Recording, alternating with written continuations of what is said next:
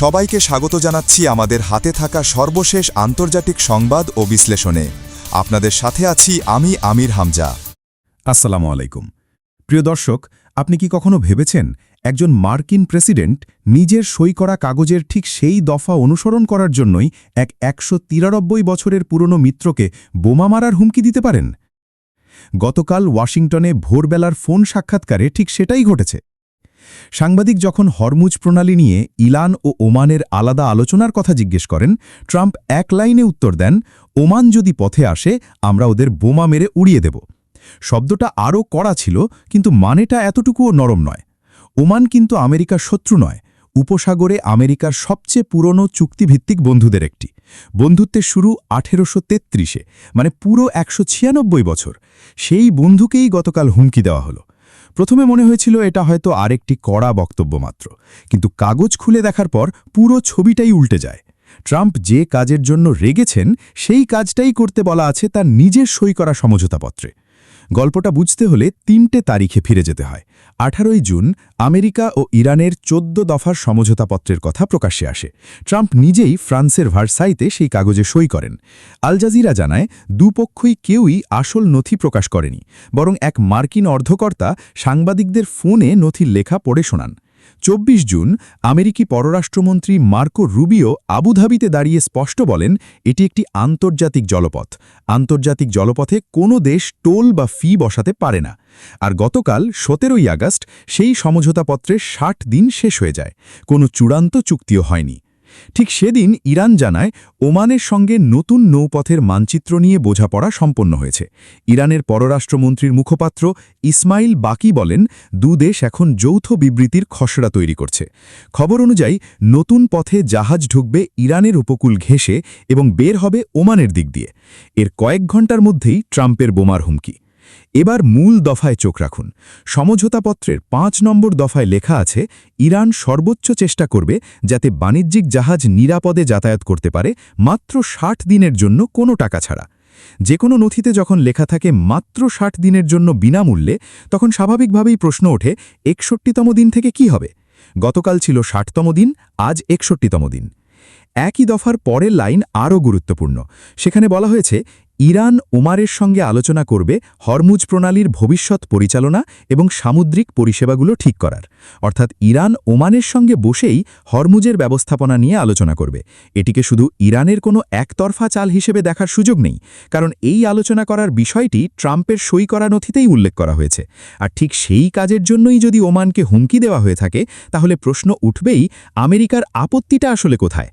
কেউ ভাবতে পারেন ওমান হয়তো ইরানের পক্ষে খেলছে বলেই আমেরিকা ক্ষিপ্ত, কিন্তু তথ্য অন্য কথা বলে। ওমানের পররাষ্ট্রমন্ত্রী প্রকাশ্যে বলেছেন, ওমান জাহাজের ওপর যাতায়াতের ফি বসানোর পক্ষে নয়, কারণ আন্তর্জাতিক আইনের অধীনে এমন ব্যবস্থা গ্রহণযোগ্য নয়। এই অবস্থান তারা জাতিসংঘেও জানিয়েছেন। এর আগে মার্কিন অর্থমন্ত্রীর সঙ্গে আলাদা আলোচনাতেও মাস্কাটে আশ্বাস দেওয়া হয়েছিল, প্রণালীতে টোল বসানোর কোনো পরিকল্পনা নেই। অর্থাৎ ওমান আমেরিকাকে প্রকাশ্যে, জাতিসংঘে এবং বন্ধ দরজার আলোচনাতেও প্রায় একই অবস্থানের কথা জানিয়েছে। তারপরেও যদি বোমার হুমকি আসে, তাহলে হিসেবটা সহজে মেলে না।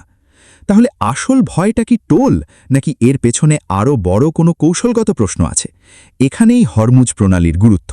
যদি ইরান ও ওমান নিজেদের মধ্যে সমঝোতার মাধ্যমে প্রণালী দিয়ে বাণিজ্যিক জাহাজ চলাচলের ব্যবস্থা করতে পারে, তাহলে হরমুজের নিয়ন্ত্রণ বা ব্যবস্থাপনায় ওয়াশিংটনের প্রভাব কমে যেতে পারে। অর্থাৎ বিষয়টি শুধু একটি ফি বা টোলের প্রশ্ন নয়, বিষয়টি হলো এই গুরুত্বপূর্ণ জলপথের ভবিষ্যৎ ব্যবস্থাপনায় কার প্রভাব থাকবে। সংখ্যাগুলো দেখুন। যুদ্ধের আগে হরমুজ দিয়ে প্রতিদিন ১২০ থেকে ১৪০টি জাহাজ চলাচল করত বলে বিভিন্ন প্রতিবেদনে উল্লেখ করা হয়েছে। প্রতিদিন প্রায় ২ কোটি ব্যারেল তেল এবং বিশ্বের তেল ও গ্যাস রপ্তানির একটি বড় অংশ এই পথ দিয়ে যেত। কিন্তু সাম্প্রতিক সময়ে পরিস্থিতি নাটকীয়ভাবে বদলে গেছে। গত শনিবার মাত্র ৫টি জাহাজ যাওয়ার খবর এসেছে।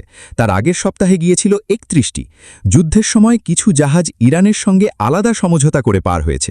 আল জাজিরার প্রতিবেদনে বলা হয়েছে, কোনো জাহাজ একবার পার হওয়ার জন্য $২০ লক্ষ পর্যন্ত দিয়েছে। এই সংখ্যা ছোট নয়, আর ব্যাপারটা শুধু তেল রাজনীতির মধ্যেই সীমাবদ্ধ নয়, এর প্রভাব আমাদের ঘরেও পৌঁছতে পারে। বাংলাদেশ তার জ্বালানির চাহিদার বড় অংশ আমদানির মাধ্যমে পূরণ করে। এপ্রিল মাসে বাংলাদেশের 6টি জ্বালানিবাহী জাহাজ এই প্রণালীতেই আটকে পড়েছিল বলে খবর প্রকাশিত হয়েছিল। পরে ইরানের নিরাপত্তা পরিষদের আলাদা অনুমতির পর সেগুলো পার হতে পেরেছিল। এখন প্রশ্ন হলো, এই পথে যদি কোনো ধরনের নতুন ফি বা পরিষেবা খরচ যুক্ত হয়, সেই টাকা শেষ পর্যন্ত কার পকেট থেকে যাবে? শিপিং কোম্পানি সাধারণত পুরো খরচ নিজের কাঁধে বহন করবে না। সেই বাড়তি ব্যয় যোগ হতে পারে তেলের দামে, এলপিজি সিলিন্ডারের দামে এবং পরিবহন ব্যয়ের ওপর। অর্থাৎ দূরের একটি প্রণালীর সিদ্ধান্তের প্রভাব শেষ পর্যন্ত আমাদের রান্নাঘর এবং রাস্তায় পৌঁছতে পারে। আরেকটি প্রশ্ন খুব কমই আলোচিত হয়েছে। সবাই লিখেছে ট্রাম্প ওমানকে হুমকি দিয়েছেন, কিন্তু ওমান কি জবাব দিল? এখনও পর্যন্ত প্রকাশ্যে তেমন কোনো কঠোর প্রতিক্রিয়া দেখা যায়নি। গতকাল সারা দিন মাস্কাট থেকে বড় কোনো পাল্টা বিবৃতিও আসেনি। এই নীরবতার অর্থ কি তা নিশ্চিতভাবে বলা কঠিন। এটি চাপের কারণে হতে পারে, আবার কৌশলীগত কারণে নীরব থাকাও হতে পারে। তাই ওমানের পরবর্তী আনুষ্ঠানিক অবস্থান এখন অত্যন্ত গুরুত্বপূর্ণ। একই সাক্ষাৎকারে ট্রাম্প আরও দুটি গুরুত্বপূর্ণ কথা বলেছেন। একদিকে তিনি ইরানকে সাদা পতাকা তুলে আত্মসমর্পণের আহ্বান জানিয়েছেন, অন্যদিকে স্বীকার করেছেন যে ইরানের বিপ্লবী গার্ড বাহিনীর অফিসারদের সঙ্গে আমেরিকার সরাসরি যোগাযোগ চলছে, কোনো মধ্যস্থতাকারী ছাড়াই। এমনকি তিনি বলেছেন তার কোনো সময়সূচি নেই, কোনো নির্দিষ্ট তারিখও নেই। তেহরানও পিছু হাঁটেনি। ইরান বলেছে সমঝোতাপত্রে 60 দিনের কোনো চূড়ান্ত সময়সীমা লেখা ছিল না এবং চাপ বা আল্টিমেটামের অধীনে ইরান তার নীতি নির্ধারণ করে না। আইআরজিসির এক টপ পর্যায়ের কর্মকর্তা রাষ্ট্রীয় সংবাদ মাধ্যমকে বলেছেন যে এখন থেকে ইরানের প্রতিরক্ষা কৌশল রক্ষণাত্মক অবস্থান থেকে আক্রমণাত্মক অবস্থানের দিকে যাচ্ছে এবং শত্রুকে কৌশলী চমকের জন্য প্রস্তুত থাকতে হবে। তবে এটি সরকারি সংবাদ মাধ্যমে প্রকাশিত বক্তব্য, স্বাধীনভাবে এর সব অংশ যাচাই করা যায়নি। এখন সামনের দিকে তাকালে অন্তত 3টি সম্ভাব্য পথ দেখা যায়। প্রথম পথ হল ইরান ও ওমান যৌথ বিবৃতি দেয়, প্রণালী আংশিকভাবে খুলে দেওয়া হয় এবং কোনো অর্থ নেওয়া হলে সেটিকে টোলের পরিবর্তে পরিষেবা খরচ হিসেবে উপস্থাপন করা হয়। কাগজে পত্রে আমেরিকা সরাসরি হারবে না, কিন্তু হরমুজের ব্যবস্থাপনায় ওয়াশিংটনের প্রভাব কমে যেতে পারে। দ্বিতীয় পথ হল আমেরিকা শক্তি প্রয়োগ করে প্রণালী খোলার চেষ্টা করে এবং নৌবহরের মাধ্যমে বাণিজ্যিক জাহাজকে পাহারা দিয়ে নিয়ে যায়। কাগজে এটি সম্ভব মনে হলেও বাস্তবে এটি অত্যন্ত রিস্কিপূর্ণ। মাইন বা অন্যান্য সামুদ্রিক ঝুঁকি রয়েছে কিনা তা নিয়ে অনিশ্চয়তা রয়েছে।